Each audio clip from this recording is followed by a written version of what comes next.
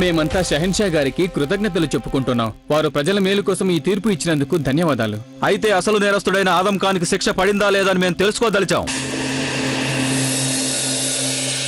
ఆదం ఖాన్ కి నేరానికి శిక్ష విధించడం అయింది. తన సుబేదారు పదవిని రద్దు చేసి కారాగారంలో బంధించడం అయింది. అంతేగాక అతనికపై ప్రత్యేక దర్బారు, సాధారణ దర్బారుల్లో ప్రవేశించకూడదు. మేమిక్కడికి వచ్చిన 50 మంది ప్రజలకు, పెద్దలకి, ధర్మకర్తలకి చేసే విజ్ఞప్తి ఏమిటంటే, ఈ చట్టాన్ని ప్రజలు వారి పిల్లల భవిష్యత్తుని దృష్టిలో ఉంచుకొని ప్రవేశపెట్టడం జరిగింది. ఇక ఈ చట్టంలో స్వార్థం కానీ దురుద్దేశం కానీ లేవు. మొఘలాయి సామ్రాజ్యం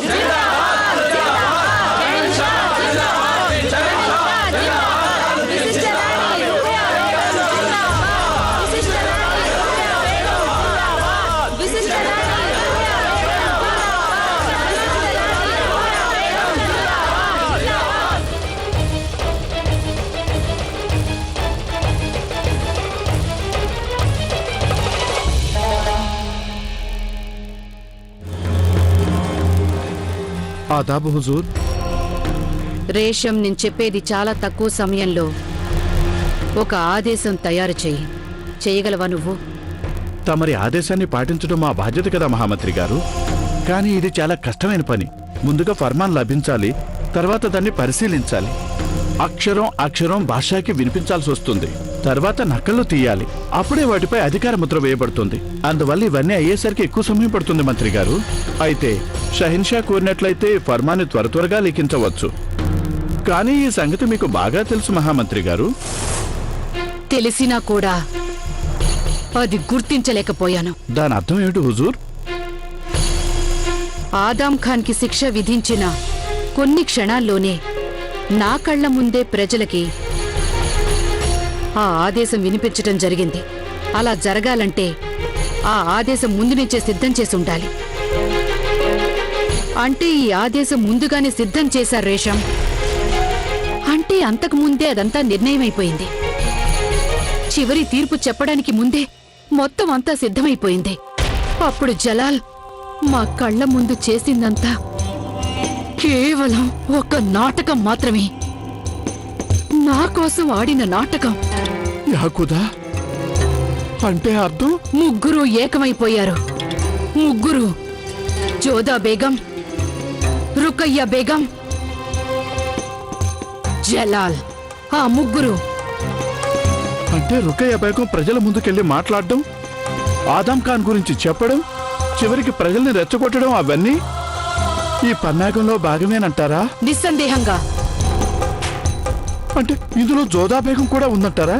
నాకేం అర్థం కావడం లేదు హుజూర్. అదే జలాల్కున్న ప్రత్యేకత. తను పెద్ద పులిలా బలం కలవాడు, గుంట నక్కలాగా టక్కరివాడు కూడా. వాహ్ జలాల్, మీ పెద్దమ్మతోనే చాలా గొప్ప నాటకం ఆడారు మీరు. వాహ్. ఆశ్చర్యం ఏమిటంటే ఆ రుకయ్య బేగంని నేనే రెచ్చగొట్టి ఈ గందరగోళానికి జోదా బేగమే కారణమని రుకయ్య బేగంని నమ్మించాను. కానీ అలా చేసినప్పటికీ వాళ్ళు ముగ్గురు ఏకమైపోయారు.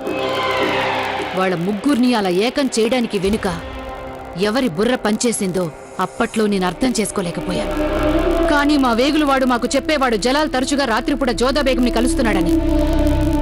ఇప్పటికి ఆ నాటకం నేను అర్థం చేసుకోలేకపోయాను. ఆ జలాల్ నాతోటే నాటకం ఆడాడు.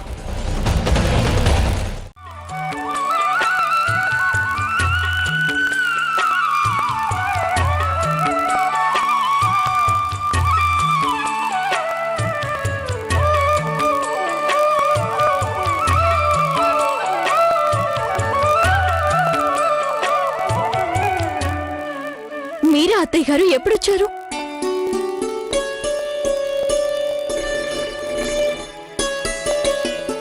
ఇదిగోండి ప్రసాదం.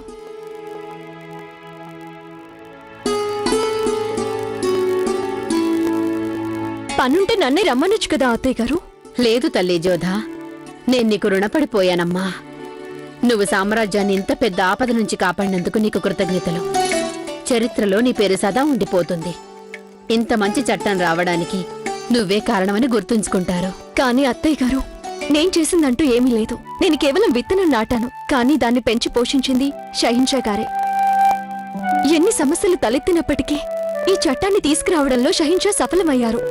కొన్ని లక్షల మంది పిల్లల భవిష్యత్తుని సురక్షితం చేశారు. దీనికి ప్రశంసించవలసినది షహిన్షా గారినే. నిజం చెప్పాలంటే ఇది జరిగాక షహిన్షా గారి పట్ల నా మనసులో గౌరవం మరింతగా పెరిగిపోయింది. మరి ఈ సంగతి వేరే ఎవరికైనా చెప్పావా? ఇప్పుడు తమరికి చెప్పానుగా. నేననేది నా సంగతి కాదు, జలాల్ గురించి అడుగుతున్నాను. జలాల్కి నీ మీద నమ్మకం కుదురుతోంది ఇప్పుడు. ఆ నమ్మకం కారణంగానే తను అంత పెద్ద ముందంజ వేయగలిగాడు. అందువల్ల నేననేది నువ్వు నాతో చెప్పింది తనకే చెప్తే బావుంటుంది. తల్లి, నీకు జలాల్కి మధ్య గల దూరాలు ఇక తగ్గిపోతున్నాయని నాకు అనిపిస్తోంది. ఇన్షాల్లా అసలు దూరమే లేని రోజు తప్పకుండా వస్తుంది. నా ప్రయత్నం నేను చేస్తాను అత్తయ్య గారు.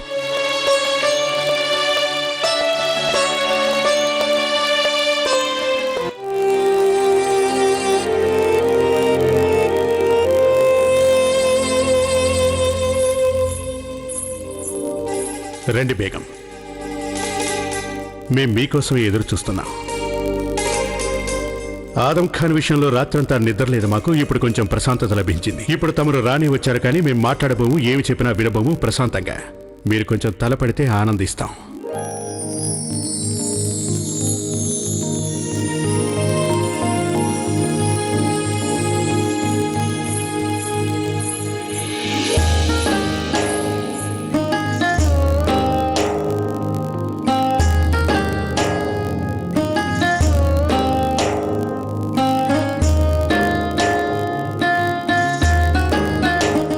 ఏమైంది ఇవాళ మీ చేతులు అంత మెత్తగా అనిపిస్తున్నాయి రుకయ్య బేగం?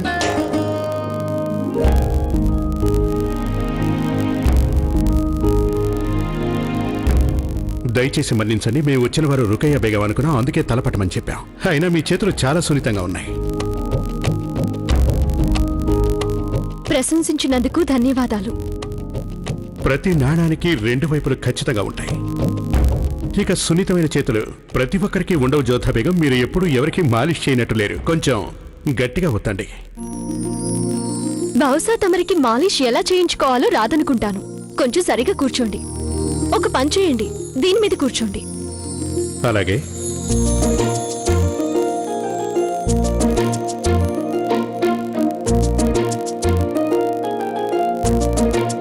మీకు బహుశా తెలియదనుకుంటా, ఆమెరులో ఉన్నప్పుడు సుకన్యకెప్పుడు నేనే మాలిష్ చేసేదాన్ని.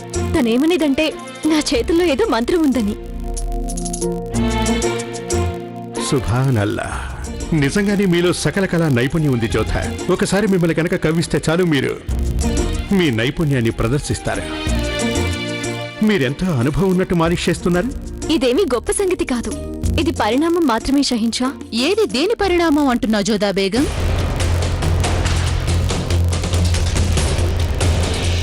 నేను గాని మీ ఏకాంత క్షణాలకి భంగం కలిగించలేదు కదా? ఏమాత్రం లేదు. ఏదో జోధా బేగం ఇక్కడికి వచ్చారు. అయినా అన్నట్టు జోధా బేగం, మేము మిమ్మల్ని అడగడం మర్చిపోయాం. ఇక్కడికి మీరు ఏ పని మీద వచ్చారు? ఏమంత ముఖ్యమైన పని కాదు. నేను తమని తర్వాత కలుస్తాను. ప్రణామాలు. ప్రణామాలు రుకయ్య బేగం. నేనిక్కడ ఇలా ఒంటరిగా ఉండడం రుకయ్య బేగంకి ఏమాత్రం నచ్చినట్టుగా లేదు.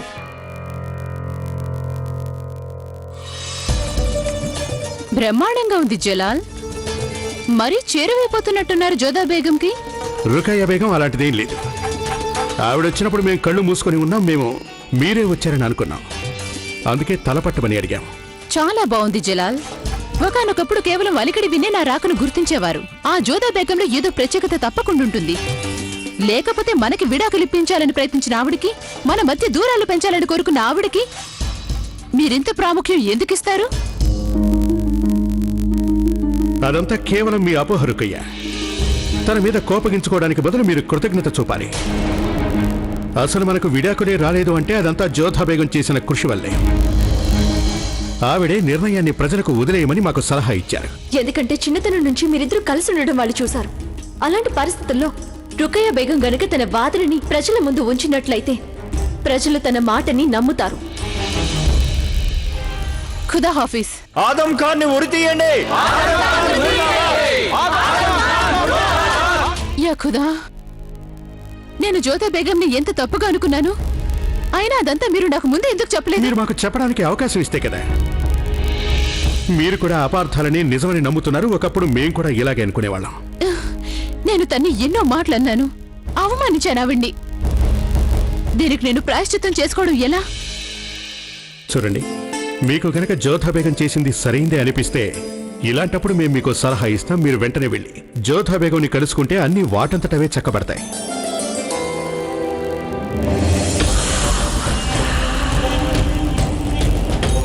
నువ్విక్కడే ఉండు రేషం. ఇంతకంటే ముందుకు వెళ్ళటానికి నీకు అనుమతి లేదు. ఆదాం ఖాన్ ఎక్కడున్నాడు? ఆదాబ్ మహామంత్రి గారు, నేను అడిగింది ఆదాం ఖాన్ ఎక్కడున్నాడని. షహిన్షా గారి ఆదేశాల ప్రకారం చీకటి కొట్లో బంధించి ఉంచాం. అదే మంచిది. ఆదాం ఖాన్ మీద గట్టి నిఘా వేసి ఉంచండి. అలాగే ఆదాం ఖాన్ని 60 కొరడా దెబ్బలు కొట్టండి. మా ఆజ్ఞని పాటించండి. చిత్తం మహామంత్రి గారు.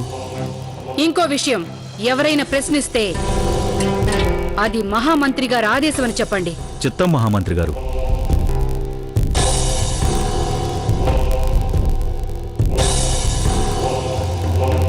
గుర్తుంచుకో రేషం, ఆదాం ఖాన్ ని హింసలు పెడుతూనే ఉండాలి. ఆదాం ఖాన్ కి ఎలాంటి శిక్ష పడుతుందో అందరికీ కనిపించాలి. దయచేసి మన్నించండి మహామంత్రి గారు. అసలు ఆదం ఖాన్ సాహెబ్ తమరు కుమారుడు కదా, అయినా మీరు అలా ఎందుకు చేస్తున్నారు? నేను లోకం ముందు నిరూపించదలుచుకున్నాను. న్యాయం ప్రసక్తి వచ్చినప్పుడు నేను మొఘలాయి సామ్రాజ్యపు మహామంత్రినే తప్ప ఆదాం ఖాన్ తల్లిని కాదని రుజువు చేయాలి. నా దృష్టిలో ఆదాం ఖాన్ సాధారణ నేరస్తుడే అని, నేనెప్పటికీ షహన్షాకి విశ్వాసంగానే ఉంటానని అందరూ అనుకోవాలి. నేను చెప్పింది అర్థమైందా? అలాగే జరుగుతుంది హుజూర్. కానీ దానివల్ల కలిగే ప్రయోజనం? అన్నిటికంటే ముందుగా నేనే స్వయంగా ఆదాం ఖాన్ శిక్షిస్తున్నప్పుడు వేరే ఎవరు శిక్షించబోరు. ఇక రెండో ముఖ్యమైన సంగతి, దీనివల్ల జోదా బేగం పొగరు అణచటానికి మార్గం లభిస్తుంది. జోదా బేగం, జలాల్, రుకయ్య బేగం ఐకమత్యం అంతమైపోతుంది.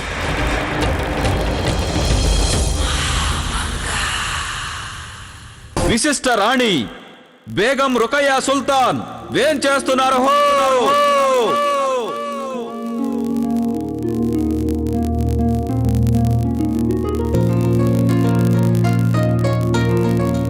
ప్రణామాలు రుకయ్య బేగం. ఆదాబ్. అందరూ వెళ్ళండి. మీకు నా మీద కోపంగా ఉందని నాకు తెలుసు. నాకు నీ మీద ఎంత మాత్రం కోపం లేదు జోదా బేగం. నీ విషయంలో నాకు అపోహలన్నీ తొలగిపోయాయని చెప్పడానికి వచ్చాను. నేను మీ గురించి ఏదేదో అనుకున్నాను, కానీ మీరెలాంటి వారు కాదు. మీరు ఆదం ఖాన్ని అడ్డు పెట్టుకొని నాకు జలాల్కి విడాకులు ఇప్పించాలని చూశారనుకున్నాను. కానీ జలాల స్వయంగా నాకు చెప్పారు, తమరి కారణంగానే మా విడాకులు ఆగిపోయాయని. తమరు చేసిన ఈ మంచి పని వల్ల మీ విషయంలో నాకు గల ఆలోచనలన్నీ సమసిపోయాయి. నేను మిమ్మల్ని అపార్థం చేసుకున్నందుకు నన్ను క్షమించవలసిందిగా కోరుతున్నాను. నేను తమరి కోసం ఒక చిన్న కానుక తీసుకొచ్చాను. నాకు జలాల్కి మధ్య గల బంధాన్ని కాపాడినందుకు ఈ కానుక. నన్ను నా స్నేహితుడికి దూరం కాకుండా కాపాడినందుకు ఇది తీసుకోండి. తమరి ఈ కానుక నాకు చాలా విలువైనది. కానీ నా మీద మీకు నమ్మకం కలిగినందుకు మాకు అంతకంటే ఎక్కువగా సంతోషంగా ఉంది రుకయ్య బేగం. నేను మీకోసం ఏం తీసుకొచ్చానో మీరొకసారి తెరిచి చూడొచ్చు కదా జోదా.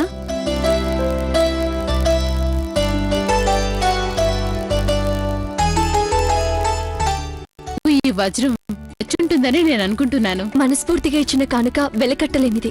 అది వజ్రమైనా సరే లేక పుష్పమైనా సరే, తమరు ఇచ్చిన ఈ కానుకని నేను జాగ్రత్తగా కాపాడుకుంటాను రుకయ్య బేగం. నేను కూడా మీరు చేసిన ఉపకారాన్ని ఎన్నటికీ మర్చిపోలేను.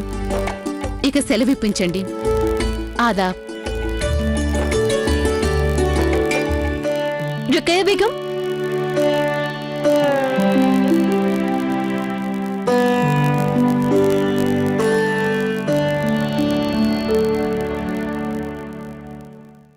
మా ఆమీరులో ఒక ఆనవాయితీ ఉంది. ఎవరైనా ఏదైనా కానుక ఇచ్చినప్పుడు వారిని ఒట్టి చేతులతో పంపకూడదంటారు. ఎలాగైతే మీ వాళ్ళు దర్గా నుంచి దారాన్ని పవిత్రంగా భావిస్తారో అలాగే మాలో ఈ దారాన్ని పవిత్రంగా భావిస్తారు. నేను శ్రీకృష్ణుడిని ప్రార్థిస్తున్నాను మీ కోరికలన్నీ నెరవేర్చమని. తమరు గనక అంగీకరించినట్లయితే నేను ఈ దారాన్ని మీ చేతికి కడతాను. అది నా అదృష్టం. మీ ఎడమి చేయి ముందుకి చాపండి.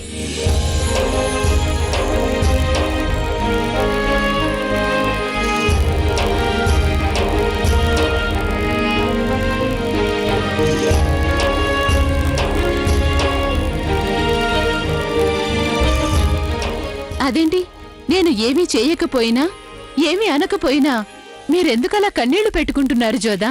ఈ కన్నీళ్లు కూడా చిత్రమైనవి రుకయ్య బేగం. ఒక్కోసారి ఆనందం కలిగినప్పుడు కూడా కళ్ళ వెంట నీళ్లొస్తాయి. ఈ రోజు మొదటిసారిగా మీరు ఆత్మీయత చూపించారు, ఎంతో ప్రేమను వ్యక్తం చేశారు. అందుకని నేను ఆపాలన్నా ఈ కన్నీళ్లు ఆగడం లేదు. నా హితం కోరుకున్న ప్రతి ఒక్కరికి ఈ రుకయ్య సదా వారికి ఆప్తురాలుగానే ఉంటుంది జోదా బేగం. ఆదాబ్.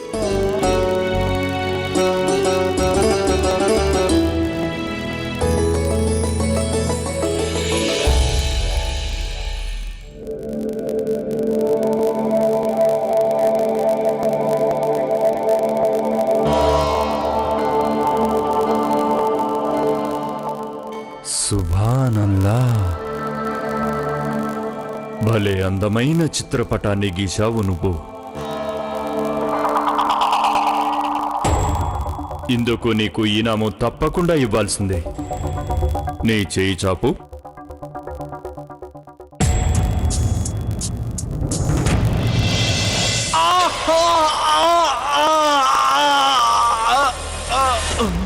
ఈ వేళతోనే కదా నువ్వు ఈ చిత్రపటాన్ని గీశావు. ఇక ముందెన్నడు నువ్వింత అందమైన చిత్రపటం గీయడం నాకు ఇష్టం లేదు. పో ఇక్కడి నుంచి. జోధారా కుమారి, ఆ జలాల్ నాకున్న సర్వస్వాన్ని లాగేసుకున్నాడు.